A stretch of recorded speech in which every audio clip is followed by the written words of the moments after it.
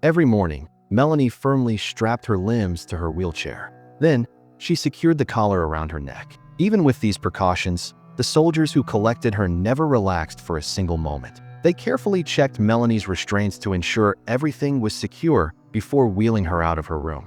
If any soldier got too close to Melanie, Sergeant Parks would sharply reprimand them. There were more than 20 children at the base, just like Melanie, and each had to be safely immobilized before leaving their rooms.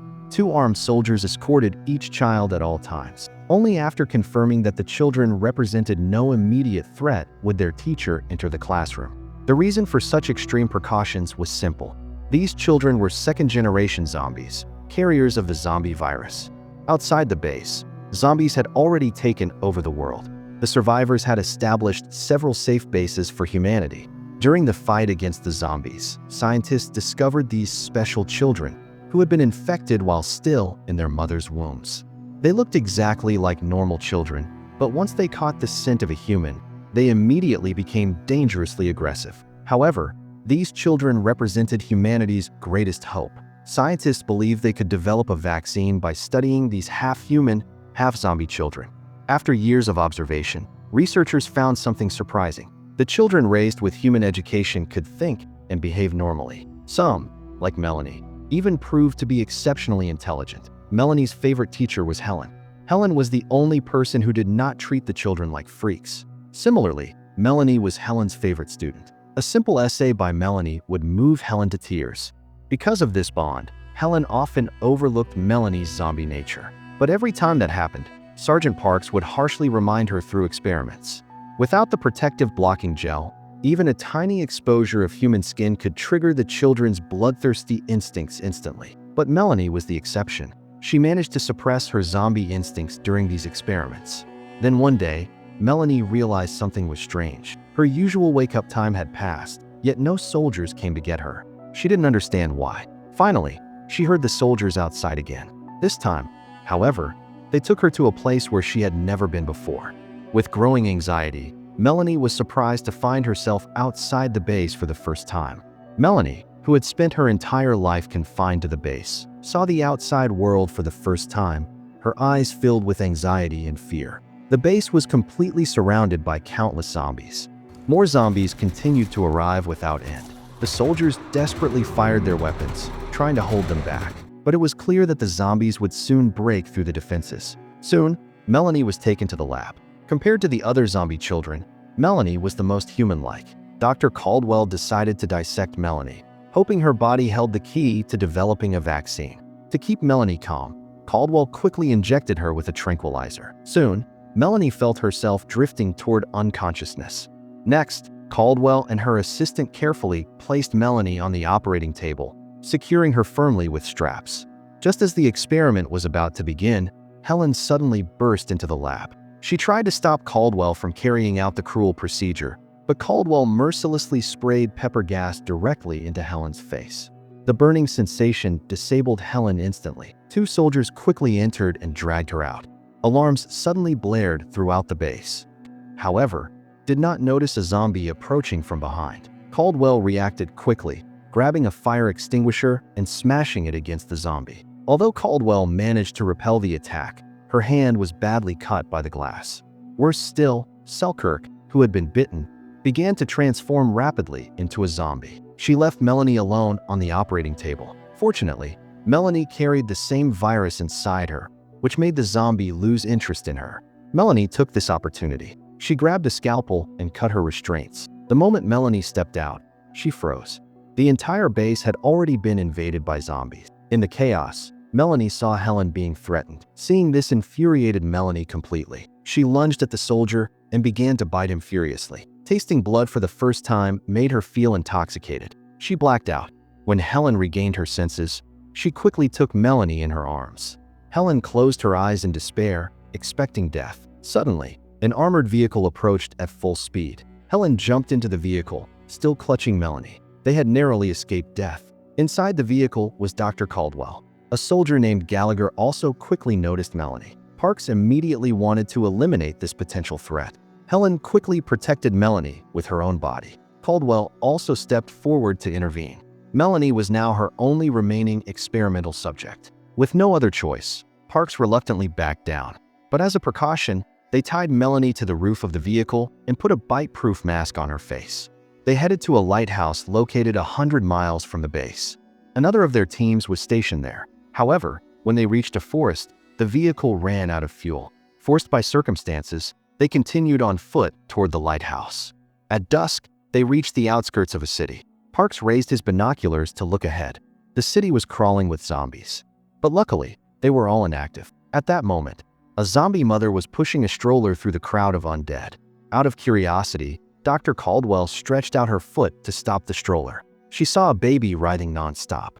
Carefully, she lifted the blanket, but she was startled to find a rat feasting on rotting flesh inside. The noise immediately drew the attention of the zombie mother. Luckily, Parks reacted fast and shot the zombie. Although his weapon had a silencer, the sound still alerted more zombies. The group had no choice but to fight their way through as they retreated quickly. Soon, they found shelter inside an old, crumbling building. To ensure it was safe, Parks and Helen decided to split up. They searched the building for zombies and also looked for supplies and food. Meanwhile, Caldwell and Melanie stayed where they were. Melanie could not contain her curiosity and asked Caldwell about her past. Caldwell hid nothing and told her everything. She explained that when the zombie virus first broke out, many pregnant women were infected, but their unborn babies kept growing. The fetuses devoured their mother's organs from the inside and emerged from their bodies. Perhaps due to their strong adaptability, the brains of these babies somehow coexisted with the virus. As a result, they became immune and still retained their human thoughts and emotions. Caldwell said that once the vaccine was developed, they could finally defeat the virus. Then, all the remaining survivors would be saved. Hearing this, Melanie fell silent, lost in thought. The next morning, they prepared to leave, but they found a massive crowd of zombies completely blocking their path. Trying to sneak through like yesterday was almost impossible. While everyone felt helpless, Melanie volunteered to lead the zombies away. But Caldwell disagreed completely because Melanie was her only test subject. If Melanie escaped, her research would be ruined. However, Parks looked into Melanie's sincere eyes. In the end, he decided to let her try. Before leaving, Helen helped Melanie put on clean clothes. Then, Melanie walked directly toward the zombie crowd. Because she also carried the virus in her body, the zombies had no interest in her. After Melanie emerged from the crowd, she soon saw a stray cat on the road. Her zombie instincts triggered instantly. She chased it and had a great feast. After that, she continued wandering outside. It was her moment exploring the outer world, and everything fascinated her. Before long, she followed another scent and found a stuffed dog. But this time, she was full and still kept her mind clear. She took it back to the zombie crowd. The scent of fresh meat woke the zombies immediately. They instantly chased after the poor toy.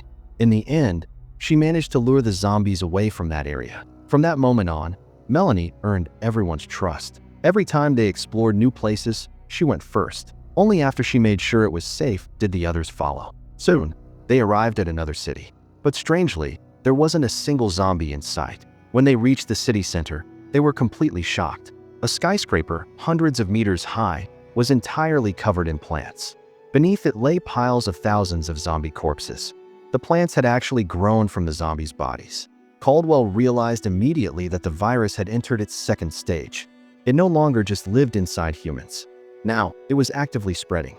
Once the fruits of these plants matured, the virus they contained would be released into the air. At that moment, anything that could breathe would be doomed. Caldwell collected one of the fruits to take back for her research. On the way, Melanie asked curiously why the fruit would cause the end of the world once it matured. Caldwell explained it to her patiently. She also showed Melanie how hard the fruit shell was. Unless there was a fire or some extreme condition, they were very difficult to open. As they kept walking, they discovered a vehicle that looked like a motorhome, RV. Caldwell was overjoyed because she knew it was actually a mobile laboratory. They went inside and found the equipment still in perfect condition. Although the vehicle couldn't start, it could at least serve as their temporary base. Thanks to the solar power system, they didn't have to worry about electricity for now. The only problem was the lack of food. Parks immediately tried to contact the lighthouse for rescue, but there was no response from the other side. With no other choice, Gallagher decided to go out and look for supplies. Meanwhile, Melanie began to breathe with difficulty. Her body was reminding her that she needed to eat. To prevent her from losing control, Parks allowed her to go out and find food on her own. Soon, she caught a pigeon on a rooftop and devoured it hungrily. But Gallagher wasn't so lucky. Not only did he find nothing, but something had started following him. At the same time, Melanie sensed danger. Following the trail, she arrived at a house. Inside, she discovered a group of zombie children like herself. Suddenly, one of the zombie children rushed in and whispered something to their leader. Right after that, all the zombie children ran out together. Melanie guessed they were going to hunt. She quickly returned to the lab and told Parks what she had seen. Gallagher was still out looking for food. At that moment, Gallagher found a can of food on the street. Then he saw a second can and a third. Following the trail of cans, Gallagher arrived at the entrance of a supermarket. Because the space between the doors was too narrow, he had to leave his equipment, including his radio, outside. He had no idea he was walking directly into a carefully laid trap. Since his radio was outside, he missed Park's urgent call. Inside, Gallagher found plenty of food, but as soon as he turned around, he saw a child holding a huge rat. In the next second, more zombie children appeared before him. Before Gallagher could react, they all pounced on him and began biting him savagely.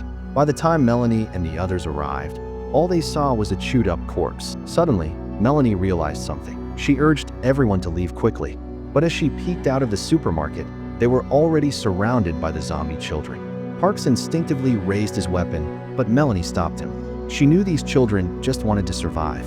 She wanted to protect her own kind in her own way. Just then, a female zombie lunged at her. Melanie knocked her down with a single punch. They fought like wild beasts, relying on instinct and intimidation. Melanie tried to scare them into backing down, but their leader, armed with a bat, rushed to attack. Melanie easily dodged every blow because she had received human combat training. With a swift movement, she caught the leader. Then she took the zombie's bat and struck the leader repeatedly until he died. The brutal scene completely shocked the other zombie children. They were terrified by what they saw. The others finally understood. Melanie was proving her strength to earn the respect of her wild species. Without their leader, the zombie children scattered like loose sand. Melanie successfully guided Parks and Helen out of danger. They returned safely to the lab, but found the door wide open. As soon as they entered, they saw Caldwell wearing a gas mask and pointing a weapon. Before they could react, they were knocked out by the gas. Caldwell had secretly released sleeping gas into the air. Her wound had become infected, and she knew she didn't have much time left. She had to dissect Melanie to create the vaccine. But when she turned around, she was surprised to see Melanie standing. Because of her special zombie body, Melanie didn't need to breathe as much as humans. Realizing her plan had been exposed, Caldwell tried to persuade Melanie emotionally. She said that if they made the vaccine, Melanie would become a hero for all of humanity, and Helen would never become a monster. Melanie hesitated for a moment, but then she thought of the zombie children outside. What had they done wrong? They also just wanted to live. Since she was born, no one had truly accepted them, except Helen. Humans only wanted to use them to eliminate the zombies. This world already belonged to the dead. Why should they sacrifice themselves for humans? If humans treated their lives as if they were worth nothing, then maybe the zombies should rule this planet. Melanie told Caldwell to stay inside the lab. Then she went out alone. Caldwell understood what Melanie was about to do and immediately ran after her. But she didn't get far before being surrounded by the zombie children. She smiled helplessly, accepting her fate. Meanwhile, Melanie reached the giant plant. Without hesitation, she lit it with a match.